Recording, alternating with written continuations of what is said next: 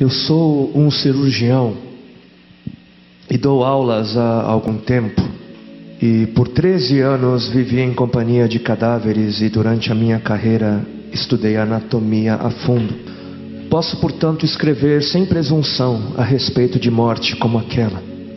Jesus entrou em agonia no Getsemane e seu suor tornou-se como gotas de sangue a escorrer pela terra. O único evangelista que relata o fato é um médico, Lucas, e o faz com a precisão de um clínico. O suar sangue ou hematidrose é um fenômeno raríssimo. É produzido em condições excepcionais.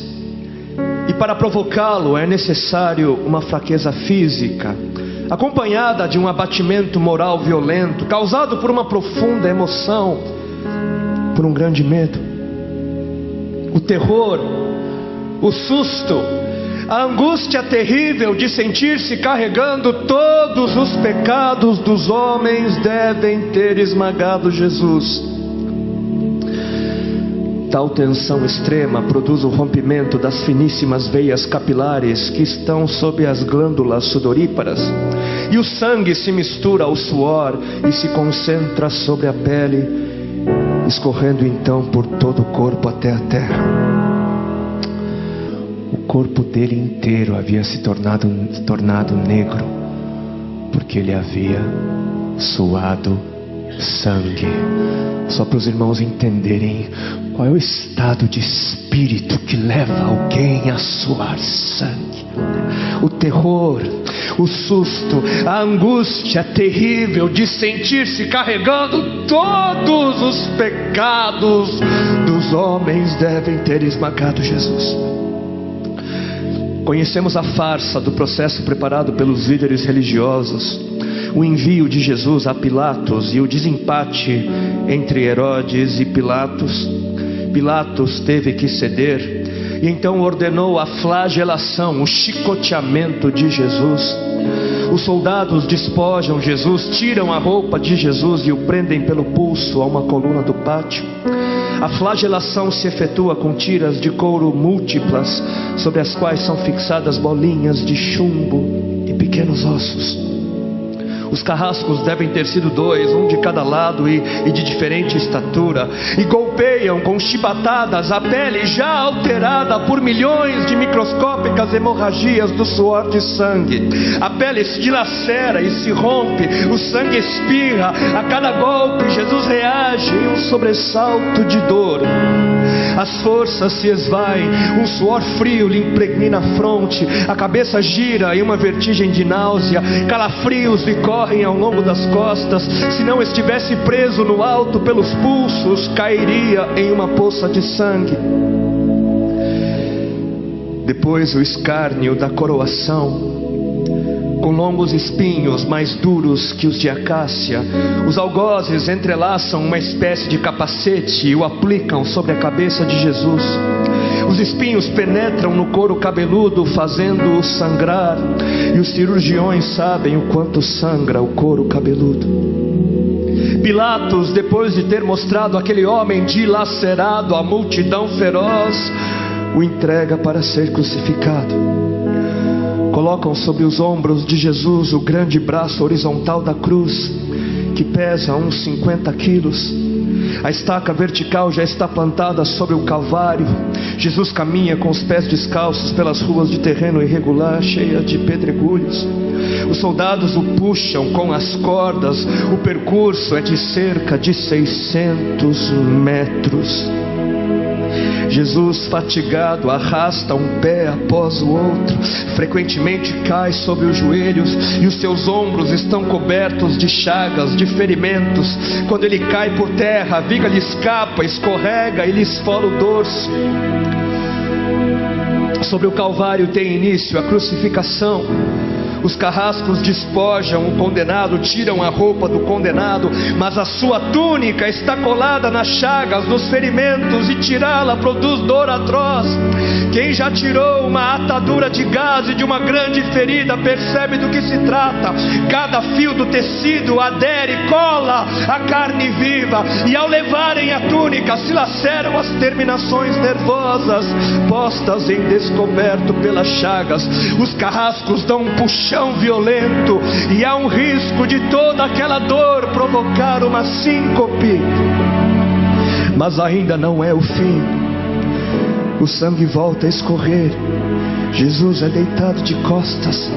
As suas chagas se incrustam de pequenos elementos. Depositam-no sobre o braço horizontal da cruz. Os algozes tomam as medidas. Com uma broca é feito um furo na madeira para facilitar a penetração dos pregos. Os carrascos pegam um longo prego pontudo e quadrado, apoiam-no sobre o pulso de Jesus e com um golpe certeiro de martelo o plantam e o rebatem sobre a madeira. Jesus deve ter contraído o rosto assustadoramente. O nervo mediano foi lesado. Pode-se imaginar aquilo que Jesus deve ter provado: uma dor lancinante, agudíssima, que se difundiu pelos dedos e espalhou-se pelos ombros, atingindo o cérebro. A dor mais insuportável que um homem pode provar, ou seja, aquela produzida pela lesão dos grandes troncos nervosos, que provoca uma síncope e faz perder a consciência. Mas em Jesus não. O nervo é destruído só em parte, e a lesão do tronco nervoso permanece em contato com o prego. E quando o corpo for suspenso na cruz, o nervo se esticará fortemente como uma corda de violino esticada, e a cada solavanco, a cada movimento, vibrará despertando dores dilacerantes. Elevam a Jesus. Os ombros da vítima esfregam dolorosamente sobre a madeira áspera. As pontas cortantes da grande coroa de espinhos penetram o crânio.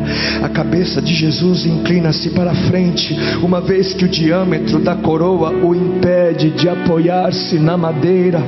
Cada vez que o mártir levanta a cabeça, recomeçam pontadas agudas de dor. Pregam-lhe os pés. Ao meio-dia, Jesus tem sede. Não bebeu desde a tarde anterior e estava desidratado pela perda de tanto sangue. Seu corpo é uma máscara de sangue. A boca está semiaberta e o lábio inferior começa a pender. A garganta seca lhe queima, mas ele não pode engolir. Tem sede. Um soldado lhe estende sobre a ponta de uma vara uma esponja com bebida ácida de uso entre os militares. Tudo aquilo é uma tortura atroz. De repente, um estranho fenômeno se produz no corpo de Jesus. Os músculos dos braços se enrijecem em uma contração que vai se acentuando, os bíceps esticados e levantados, os dedos se curvando. É como acontece a alguém ferido de tétano, a isto que os médicos chamam de tetania. Quando os sintomas se generalizam, os músculos do abdômen se enrijecem em ondas imóveis. Em seguida, os músculos entre as costelas, depois os do pescoço e finalmente os músculos respiratórios se enrijecem. A respiração se faz pouco a pouco mais curta. O ar entra, mas não consegue mais sair. Jesus respira com o ápice dos pulmões. Tem sede de ar como um asmático em plena crise. Seu rosto pálido pouco a pouco se torna vermelho, depois se transforma num violeta purpúreo. Jesus é envolvido pela asfixia. Seus pulmões cheios de ar não podem mais esvaziar-se. A fronte está impregnada de suor, os olhos saem fora de órbita. Mas de repente algo acontece. De repente algo acontece. Lentamente, com um esforço sobre-humano, Jesus toma um ponto de apoio sobre o prego dos pés. Ele esforça-se a pequenos golpes, se eleva, aliviando a tração dos braços. Os músculos do tórax se distendem, a respiração torna-se mais ampla e profunda, os pulmões se esvaziam e o rosto recupera a palidez inicial. Mas por quê? Por que este esforço? Por quê? Porque Jesus quer bradar: Pai, perdoa-lhes porque não sabem o que fazem. E logo em seguida o corpo de Jesus começa a afrouxar-se de novo e a asfixia recomeça. Foram transmitidas 7 frases pronunciadas por ele na cruz, e cada vez que quer falar ele deverá elevar-se, tendo como apoio o prego dos pés. Inimaginável! Atraídas pelo sangue que ainda escorre e pelo coagulado, enxames de moscas unem ao redor do seu corpo, mas ele não pode enxotá-las. Pouco depois o céu escurece, o sol se esconde, de repente a temperatura diminui. Logo serão 3 da tarde, e depois de uma tortura que dura horas e horas, todas as suas dores, toda a sua sede, todas as cãibras, toda a asfixia, todo o latejar dos nervos medianos lhe arrancam um lamento: Deus meu, por que me desamparaste?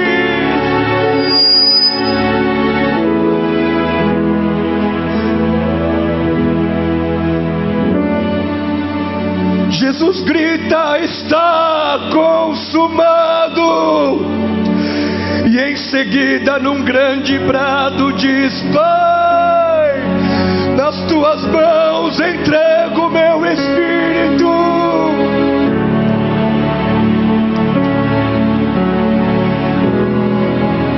E morreu no meu lugar e no seu.